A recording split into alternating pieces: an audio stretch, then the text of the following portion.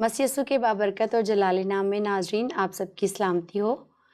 मैं हूं प्रोग्राम हतमी सच्चाई के साथ आपकी होस्ट सितारा सुनील और हमेशा की तरह हमारे साथ मौजूद हैं पास्टर शफीक कमल साहब।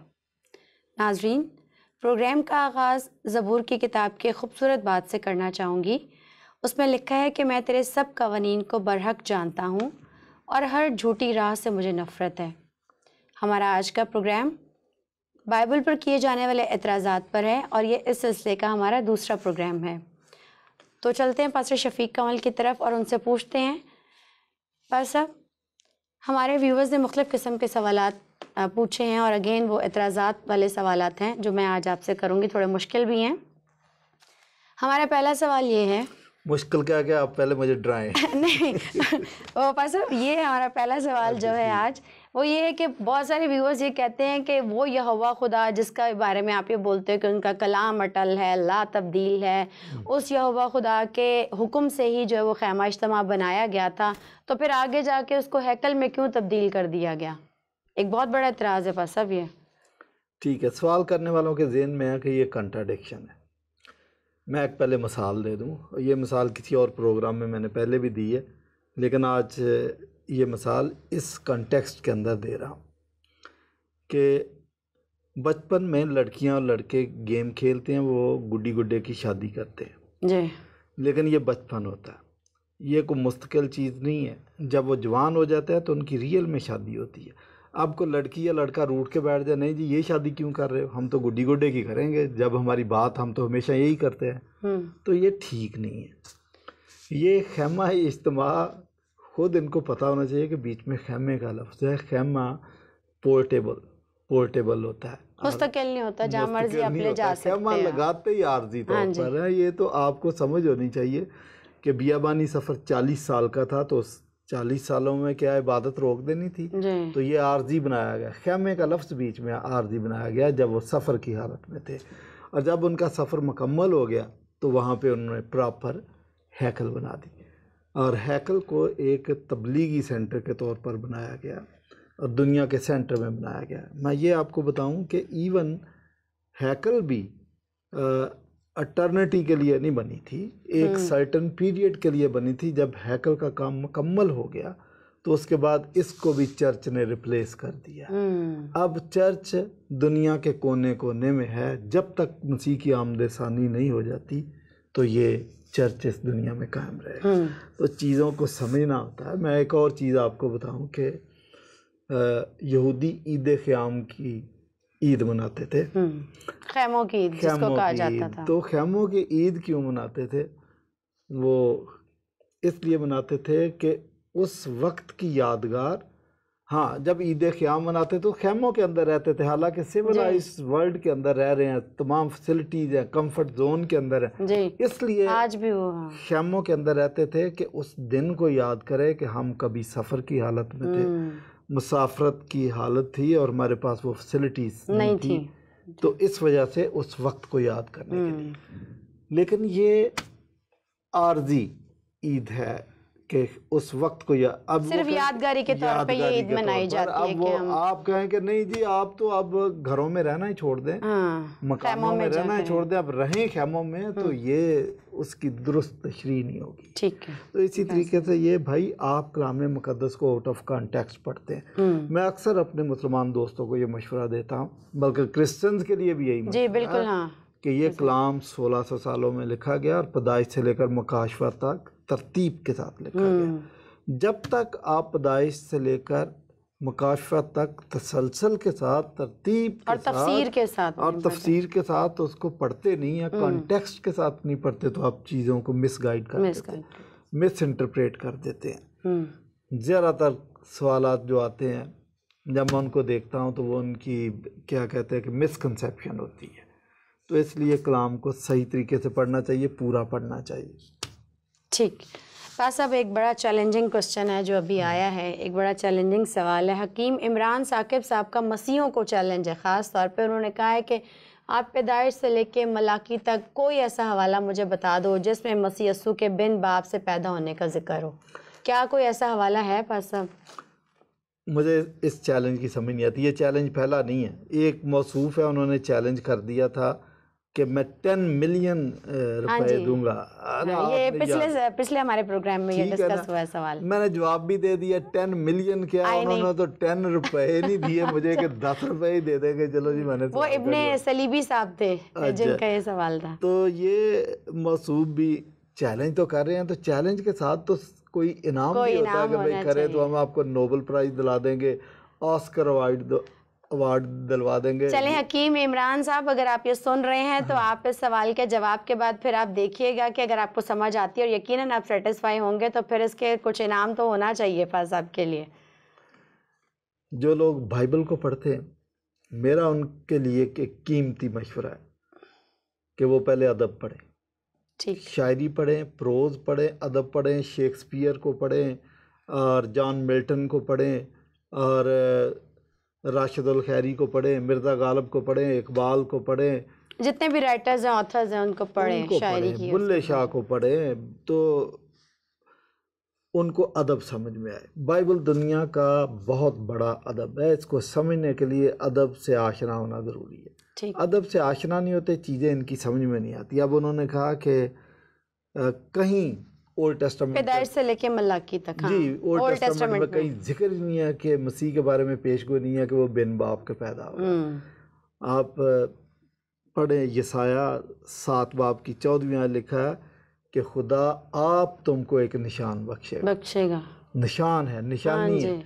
जैसे बाज़ का तो आप किसी और डिफरेंट सिटी में जा रहे हैं या डिफरेंट कंट्री में जा रहे हैं, आपको उनकी लैंग्वेज नहीं आती, एयरपोर्ट पे आपको कोई लेने आएगा तो आपको तरीका समझाया जाता है कि आप उस बंदे को कैसे पहचानेंगे। ताश का पत्ता काट के आधा उसको दे दिया जाता, आधा आपको, आप जाते हैं कोई ना कोई ऐसी चीजें मुकर्रर किए जाते हैं, आधा पत्ता आप दिखाएं, आधा वो दिखाएं, आप यही मैं लैंग्वेज नहीं आती आप, है ना। कोई निशानी है जिससे आपको पता चल जाता है। मसीह यस्सु से उसके शागिर्दों ने पूछा कि ईद फसा कहाँ मनाए, खतरा बहुत है, लास्ट वीक चल रहा है, दुश्मनी बहुत है, छुप के मनानी है। तो मसीह यस्सु ने उनको वो लीक आउट नहीं करना चाहते थे कि किसके घर में है। हो सकता है जिसने अपने घर में मनाने के लिए कहा उसने कहा हो कि उस्ताद जी मेरा नाम सीगा राज में रखा जाए, खुफिया रखा जाए। तो मसीह यस्सु उनको एक बड़ी खूबसूरत बात कहते हैं कि सामने वाले गांव में जाना, एक शख्स सर पे मटका पानी का घड़ा लिए हुए जा रहा होगा, वो लोग मुझसे पूछते यार ये कौन सी निशानी है। लेकिन निशानी है, अगर आप ईस्ट के कल्चर से वाकिफ़ हैं, पुराने ज़माने में ईस्टर्न कंट्रीज़ के अंदर पानी हमेशा औरतें कुएं से भर के लेके जाती थी। वो मोहम्मद बख्श का शेर सुना कि परला कुड़िए लोय लोय पानी जो तुद पांडा परना, ये लड़कियों का, औरतों का काम था। अगर कोई मर्द अपने सर पे मटका लेके जा रहा तो ये एक निशानी थी, यही अच्छा है ना। अच्छा, फिर चरवाहों को जब कहा तो तुम एक बच्चे को कपड़े में लिपटा और चरनी में पड़ा हुआ पाओगे। कपड़े में हर बच्चा, क्या नर्स जब बच्चा देती है माँ को हॉस्पिटल के अंदर तो कपड़े में नंगा दे देती है? नहीं, ये बात नहीं, लिपटा होता है। निशानी खास क्या थी, ये आम कपड़ा नहीं था। सफ़र, जब ओल्ड टेस्ट पुराने ज़माने में लोग सफ़र करते थे तो मेडिकल साइंस इतनी तरक्की याफ्ता नहीं, किसी की डेथ हो गया तो कफन का सामान साथ ही, अच्छा, कपड़ा साथ ही रखते थे, उसको लपेट के, और ये पट्टियाँ थी जिस तरह फ़िरौन की लाश को कस के बांध देते थे, वो इसी तरह जैसे वो मम्मीज़ को भी दिखाते हैं कि वो पट्टियाँ में बांधा होता है। तो ये भी दरअसल ऐसा ही कपड़ा था जो सफ़र में, तो उसको उसी तरीके से लपेटा हुआ था बच्चे को। और ये एक पेशगोई भी थी कि कफन पैदा ही हुआ है तो उसके साथ में मौत का पैगाम यही है। अभी शमौन ने इसको पकड़ा, बच्चा है, छोटा बच्चा है, तो वो उसकी माँ को खुशखबरी देने की बजाय कहता है कि तेरी जान तलवार से छिद जाएगी। तो यहाँ पर हकीम साहब का सवाल ये है जी कि कहीं पे ये नहीं लिखा कि वो बिन बाप के पैदा होगा, तुम्हारी मरियम से पैदा होगा। यसाया 7वें बाब की 14वीं आयत अगर पढ़े तो लिखा है कि खुदा आप तुमको एक निशान बख्शेगा। निशानी है, देखो कुमारी। अगर ये कहा जाए कि जी बच्चा पैदा होगा तो भाई बच्चे तो हर ख़ानदान के अंदर है, ये कौन सी निशानी है कि ये वही बच्चा जिसकी पेश गोई। लेकिन लिखा है कि खुदा आप तुमको एक निशान बख्शेगा, देखो एक कंवारी हमला, ये बड़ा निशान है करती। तो भाई ये तो बहुत क्लियर लिखा कि एक कंवारी हमला होगी, उसका नाम इमानुएल रखेंगे। तो ये कहते हैं जी कहीं नहीं लिखा, ये लिखा हुआ कि कुंवारी हमला होगी।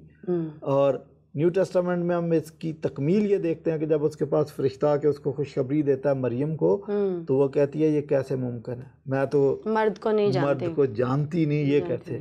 तो इसका मतलब 100% ये पेश गोई जाके नए अहदनामे में पूरी हुई। हकीम साहब लगता है सारा नहीं पढ़ते, जाकिर नाइक भी इसी तरह करता है, अपने मतलब की बातें बस जी। और ये जितने भी नाम नहाद स्कॉलर्स हैं ये ऐसे ही करते हैं, कोई हवाला पकड़ लेते हैं, आउट ऑफ कॉन्टेक्स्ट जाके बात करते हैं। और मैं आपको बताऊं कि ये आउट ऑफ कॉन्टेक्स्ट हवाले पढ़ना और उसकी तशरीह करना ये इब्लीस का काम है। वो मसीह यीशु को जितने भी हवाले बता रहा था आउट ऑफ कॉन्टेक्स्ट बता रहा है, इसलिए जब कोई हवाला देता था तो मसीह यीशु ने कहा कि तूने ये तो बोल दिया, ये नहीं पढ़ा, ये भी लिखा कलाम में, ये लिखा है कलाम, ये भी तो लिखा है, तो खुदावंद अपने खुदा की आजमाइश ना कर। तो हकीम साहब आप बाइबल को पहले पढ़ लें, ठीक तरीके से पढ़ के फिर आपका कोई माकूल और जायज़ सवाल हो हमारे सामने आए, आपका सवाल सारा आंखों पे। उम्मीद है हकीम साहब आपको आपके सवाल का जवाब मिल गया होगा। बस अब अगले सवाल की तरफ चलते हैं। ईदें तो बहुत सारी मनाई जाती हैं दुनिया में, आप भी जानते हैं, मैं भी जानती हूँ। हमारे कुछ इस्लामी भाई हैं जो कि 13 अप्रैल को ईद मायदा मना रहे हैं। बस अब ये क्या माजरा है, ये किस किस्म की ईद है ईद मायदा? ईद मायदा अशायरबानी की ईद है कि यीशु मसीह सलीब पर चढ़ने के वक्त आखिरी हफ्ते में जो अपने शागिर्दों के साथ उन्होंने ईद फसह मनाई थी। तो बस अब मुस्लिम लोग, मैं यही बताने लगा हूँ ना, तो ये बड़ी दिलचस्प बात है कि ये सारा वाक़या बाइबल के अंदर दर्ज है। और वो ईद मनाते वक्त यीशु मसीह ने कहा था कि ये रोटी जो है ये मेरा बदन है, तशबीहन कहा था, कहा था अलामती तौर पर, जी तशबीह दी थी, तशबीह दी थी। और ये जो अंगूर का शीरा है ये मेरे खून के मुतरादिफ है अलामती तौर पर। दरअसल वो अपने कफ़ारे के बारे में कह रहे थे, मेरी यादगारी के लिए हमेशा यही किया करो, यही किया करना। क्रिश्चियन वर्ल्ड के अंदर ये होता आ रहा है, अभी तक हो रहा है, मनाते हैं। कुछ कलीसियाएँ हफ्ते में एक दफ़ा, कुछ महीने में एक दफ़ा, और बाज़ कलीसियाएँ डेली करती हैं। हाँ जी। तो ये हमारे मुसलमान दोस्त उसको मना रहे हैं तो उनकी बड़ी मेहरबानी, उनको मनानी चाहिए। तो अल-माइदा की 114 आयत के अंदर इस ईद का जिक्र है कि हज़रत ईसा ने कहा कि ये ईद साबका लोगों के लिए भी मुकर्रर है और आने वालों के लिए भी। और दिलचस्पी की बात आपको बताऊं कि कुरान मजीद के अंदर किसी और ईद का जिक्र नहीं है कि मनाएं, इसी ईद का, मायदा ईद का। तो मैं तो कहता हूं कि मुसलमानों को हमारे साथ मिलकर मनानी चाहिए। हाँ, अच्छा, थोड़ा सा कन्फ्यूजन है इस ईद के बारे में इस्लामी भाइयों को जब वो इसकी तफसीर करते हैं। खैर ये जो मनाने वाले ग्रुप बन गया, ये मना रहे हैं ईद, इनको तो मैं अप्रिशिएट करता हूँ। बस के पाकिस्तान में भी नहीं, पाकिस्तान में ही है ये, पाकिस्तान में ही जी जी जी। और मेरी उनसे मुलाकात, कोई ख़ास तबका है नहीं, जिन लोगों के जहन रोशन हो गया, उनको बात समझ आ गई, उन्होंने मनाना शुरू कर दिया। अच्छा, अलबत्ता दीगर इस्लामिक स्कॉलर्स के दरमियान एक कन्फ्यूजन है। वो कहते हैं कि ये वो मन व सलवा की तरफ इशारा है, और कुछ लोग बस इस किस्म की बातें करते हैं। ऐसा ये मैं यहाँ से अगला सवाल लेती हूँ आपका कि इसी से मुतल्लिक है। किसी ने पूछा है कि ये जो मायदा है, ये जो खाना है, ये जो ईद मनाई जाती है, मनो सलवा तो नहीं है? और हमारे एक बिशारत मुग़ल साहब फरमाते हैं कि मुख्तलिफ़ रिवायात हैं कि बाज़ लोगों ने कहा है कि ये मछली भी है और बाज़ लोगों ने कहा है कि ये रोटी और मछली है, कुछ इस टाइप की बात। मैं यही अर्ज़ कर रहा था कि देयर इज़ अ कन्फ्यूजन। अब जैसे कह रहे हैं कि खुद कह रहे हैं कि इख्तलाफ है और मुख्तलिफ रवायात हैं। कुछ कह रहे हैं कि ये रोटी और मछली है। अब रोटी और मछली वाला वाक़या जो है वो मसीह यीशु ने 7000 लोगों को 5 रोटियां 2 मछलियों से खाना खिलाया था, उस खाने की तरफ इशारा। बहरहाल खाना ये है। एक वाक़या मसीह यीशु की शायरबानी वाला वाक़या है। तीसरा वाक़या जो है वो मन और सलवा वाला वाक़या है कि जो बियाबान में बनी इस्राइल कौम पर उतरा था। तो ये 3 वाक़यात को मिक्स कर रहे हैं। मैं आपको बताऊं, जो बाइबल की दुरुस्त तशरीह के मुताबिक वाक़या है वो मसीह यीशु ने अपनी कुर्बानी की तरफ इशारा किया था। और जो मानो सलवा की बात है उसके बारे में यीशु मसीह ने कहा था कि जो रोटी आसमान से उतरी वो मैं। और कुरान मजीद के मुताबिक हवारी मसीह यीशु को कहते हैं कि आसमान से हमारे लिए वो खाना होता। तो वो मसीह यीशु जो आसमान से उतरा हुआ खाना है वो तो मसीह यीशु खुद है।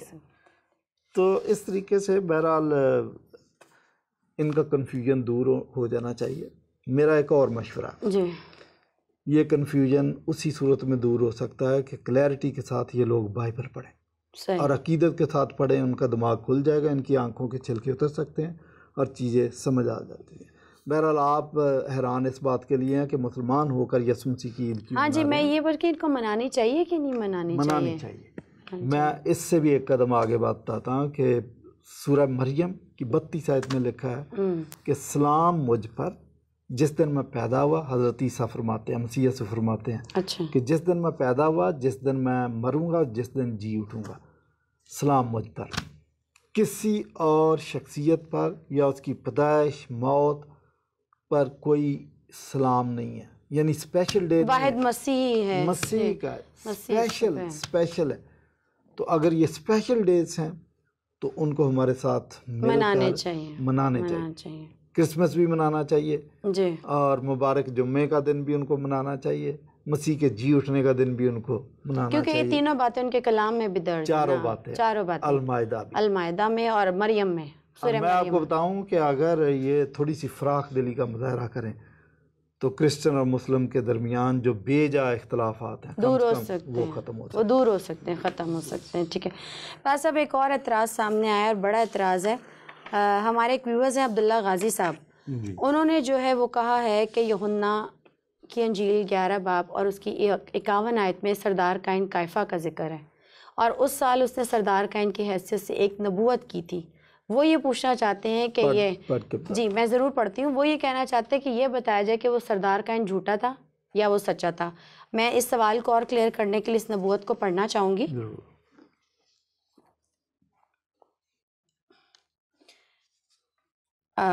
नाज़रीन, में इस सवाल की क्लैरिटी के लिए जो है मैं इस हवाले को पढ़ना चाहूँगी, यूहन्ना की अंजील उसका 11 बाब और उसकी मैं 49वीं आयत से पढ़ूँगी, 49वीं आयत से लेकर 53 आयत तक।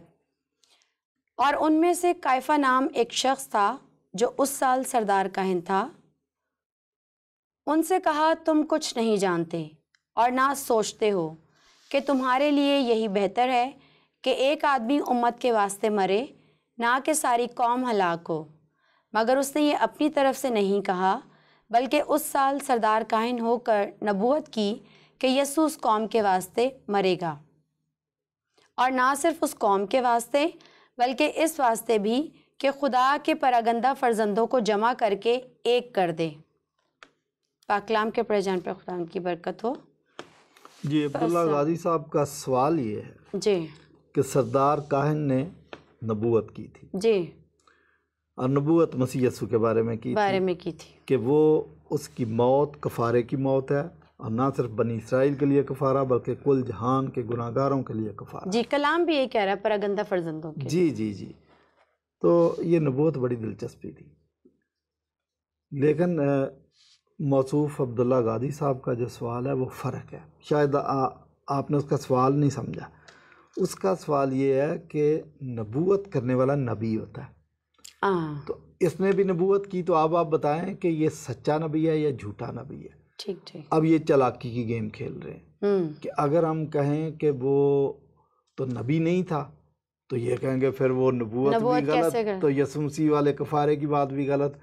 और अगर हम कह दें कि वो सच्चा नबी था, हाँ, इस किस्म की उनके ज़हन में बातें हैं। लेकिन ये उनका कन्फ्यूजन है। नबूवत, वैसे हमारा प्रोग्राम ही कन्फ्यूजन दूर करना है। जी जी, तो मैं कोशिश कर रहा हूँ ना। देखें, अच्छा, बाइबल में दो बातें हैं। एक तो ये है कि जो नबी है वो नबूवत करता है, ठीक है। अब मुसलमान के ज़हन में नबूवत और नबी दोनों एक ही बात है, लेकिन बाइबल में बाज़ जगह नबूवत करना पेशगोई के मानों में भी है कि सच्ची बात की पेशगोई कर देना। जैसे लिखा योएल नबी की किताब में कि उस वक्त तुम्हारे बेटे और बेटियां नबूवत करेंगे, है ना। जी जी। तो आप ये देखें, ये इस नबूवत करने का ये मतलब नहीं है कि वो नबी बन जाएंगे या साहिब किताब नबी होंगे। जो उनके ज़हन में, अब्दुल्ला गाजी साहब के ज़हन में खलिश है वो ये कि फिर ये साहिब किताब नबी था, और वो ये सोच रहे हैं कि चूँकि साहिब किताब नबी तो वो था नहीं, कोई किताब नहीं है, तो क्रिश्चियन तो मारे जाएंगे। नहीं, ये बात नहीं है। नबूवत करना पेशगोई के मायनों में भी आता है, भी है, नबी के मानों में भी है कि नबी नबूवत करता, ठीक है वो भी, लेकिन एक सच्ची पेशगोई करना।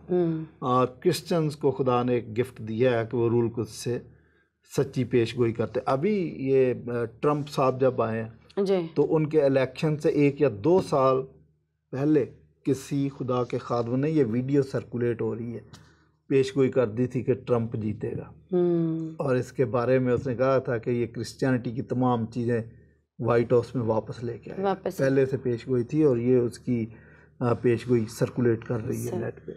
तो ये तो बहुत वाज़ेह है कि अब आप पुराने उसके दौर का देखें और अब की पेशन गोइयाँ पूरी हो रही हैं, उस दौर में पेशन गोइयाँ पूरी हैं ट्रंप साहब के हवाले से, तो मौजूदा दौर की बात है नहीं है कि पेशन गोइयाँ की गई और पूरी हो रही हैं। बहरहाल उनके सवाल का जवाब ये है कि इस तरह के वो साहिब किताब नबी नहीं थे जो आपके ज़हन में है, बल्कि PBCI ये कॉरस्पॉन्डेंस वाले जो है, इनके पास किसी मुसलमान दोस्त ने सवाल लिख के भेज दिया कि भाई क्या नबूवत आज भी जायज़ है, होती है, पॉसिबल है?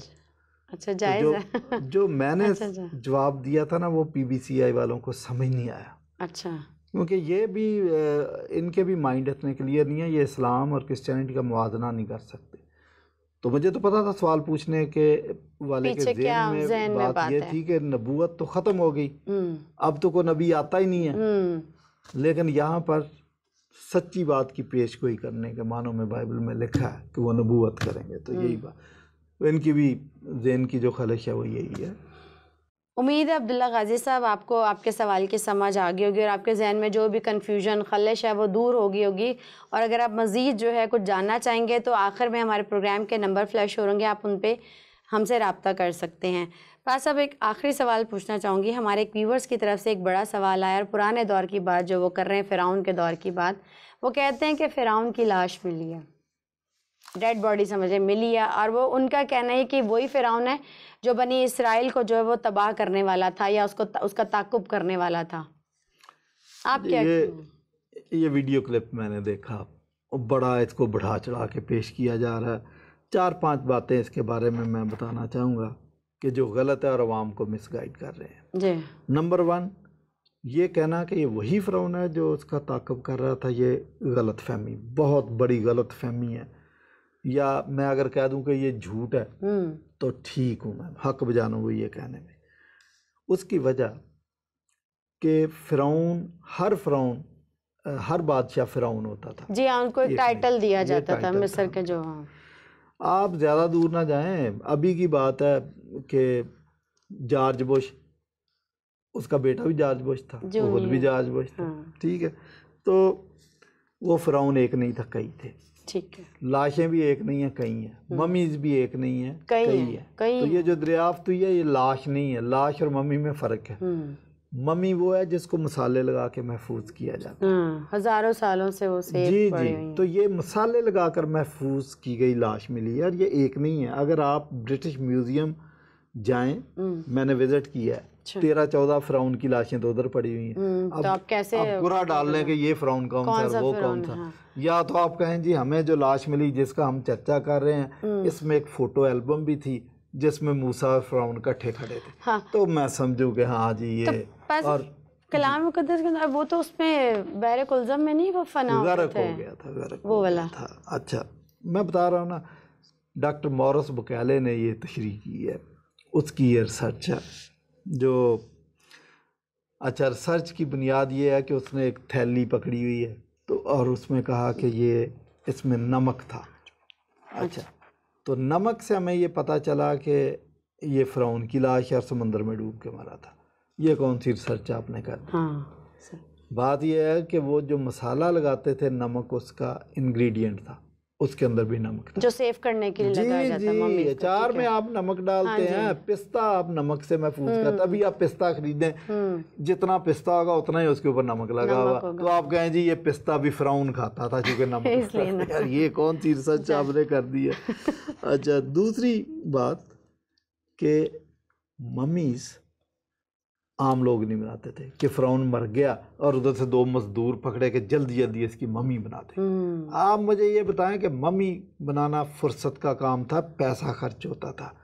और स्पेशल कारीगर थे जो महल के करीब ही रहते थे। हर नत्थू खैरे की मम्मी नहीं बनती थी, फिरौन की खास लोगों की। अच्छा, तो वो स्पेशल कारीगर उधर ही हो गए। वो बहरे कुलजम पे कहाँ खड़े थे कि जी साथ वो भी लेके आए थे कि अभी मैंने डूब के मरना, जैसे मैं डूब के मरूं आपने मेरी मम्मी बना देनी। और मम्मी भी डेड बॉडी के 3-4 घंटे डेथ के बाद फ़ौरन बन जानी चाहिए। ज़्यादा डिले करेंगे लाश में से पानी छूट जाता, फिर नहीं बन सकती, तो जल्दी जल्दी बनानी पड़ती। अब मुझे ये बताएं कि उसकी पूरी की पूरी फ़ौज डूब गई बैरकुलज़म में, खुद भी डूब गया। क्या फ़िरौन नबी था कि उसने अपने 4 फौजियों को ये हुक्म दे रखा था कि आप वेट करना किनारे पे, मैंने डूबना है तो आप मेरी टांग को रस्सी बांध लेना, जैसे डूबू तो आपने मुझे खींच लेना और फिर मम्मी बना दें। सही, ये आउट ऑफ क्वेश्चन चीज़ें हैं। और वो सहरा के अंदर वहाँ पे कौन सा हेलीकॉप्टर था जो फ़ौरन उसको वापस ले गया महल में, कारीगरों का जी बनाओ। ठीक है, फजूल बातें हैं ये सारी। अच्छा, तो ये फ़िरौन की अभी लाशें और भी हैं, ये पिरामिड्स हैं, इनके अंदर भी इनकी पिरामिड्स में। जी जी। तो ये कहना कि जी ये वही फ़िरौन है, ये हमें किसी तरीके से नॉन साइंटिफिक रिसर्च चाहिए किसी तरीके से भी। तो ये फ़िरौन वो फ़िरौन नहीं है। अच्छा, ब्रिटिश म्यूज़ियम में एक और बात बताऊं, वहाँ तो बछड़े की भी मम्मी बनाई हुई है, बिल्ली की भी बनाई हुई है, एलिगेटर की भी मम्मी बना के रखी हुई है। तो आप कहें जी ये वही फ़िरौन है? हाँ, वो तो फ़िरौन तो बस। ठीक है, हाँ, बहुत शुक्रिया पर साहब। आज के सवालात काफ़ी मुश्किल थे, लेकिन आपने बड़ी तफसील से हर एक सवाल का जवाब दिया। उम्मीद है नाज़रीन आज का प्रोग्राम आपको पसंद आया होगा। और आज के प्रोग्राम के हवाले से मैं एक हतमी सच्चाई बयान करना चाहूँगी।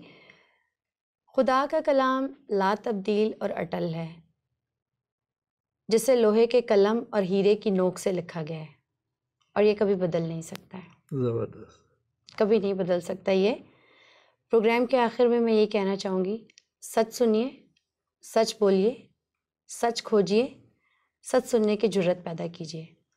अगले प्रोग्राम तक के लिए मुझे और पास्टर शफीक कमल साहब को इजाज़त दीजिए। अपना बहुत ख्याल रखिएगा। खुदा मसीह का फजल आप पर हमेशा होता रहे।